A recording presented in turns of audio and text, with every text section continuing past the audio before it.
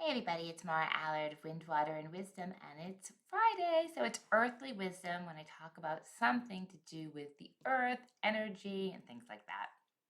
So, a couple of things, a couple updates. There were a few people that reached out that wanted me to transmute all the EMFs in their home and change it into beneficial energy. And I said that for 1 month, I would measure that every week. So, everybody who volunteered and came forward to be my guinea pigs, yes, we are 3 weeks in, and all of the homes are holding the energy, the BG3, and none of them have EMFs. And the electrical power in my yard that I transmuted without an outdoor scepter, which is what I had before, is still showing no vertical negative green, and that's amazing to me. And lastly, as an update, I actually was invited to be on a paranormal investigation the other evening in a local community theater. And one of the people that was there on the team also practices biogeometry and has taken the trainings. And because I'm so sensitive to energy and we were supposed to be tuning into spirit energy, I transmuted all the EMFs, all the electrical energy in the building so that I wouldn't feel or pick up on it. And she had her, well, we both had our vertical negative green pendulums, but she went up to all the electrical boxes on the stage and she's like, there's no EMFs, there's no vertical negative green. And I'm like, I know I transmuted them. And she's like, how? And I'm like, I don't know. So I feel like Mary Poppins, and it's very funny is that I have a Mary Poppins license plate on my car and have for quite a while that I can magically do this. I just, Source has given me this gift that is just coming through me and is able to do this. So I'm very excited about it. Lastly, before I go into what I'm going to talk about today, I've been doing these videos on biogeometry and earthly wisdom for well over a year now. And if you have ideas or questions or something you want me to do a particular video on, I would welcome. I know people have reached out in the past. I would welcome ideas because I'm going to be honest. I am pretty much running out of them. So if you have something that you want me to try or practice or have a question on, send it in through my website, windwaterandwisdom.com, and I would be happy to take on a challenge for you. If I can't do it, I can't do it. Okay, this week is going to be about water again. Veda Austin, VEDAAUSTIN.com. Her website is The Secret Intelligence of Water. And if you think about it, we are 60% water, humans. So water is vital to us, it's in us, and energy is in us. And water, if you go into Veda's site, and she just launched a book too, and she has PDFs on how to do these exercises that are very inexpensive. So if you're curious about playing with water, because she is saying, and I truly believe water has intelligence, water has messages for us, water can teach us.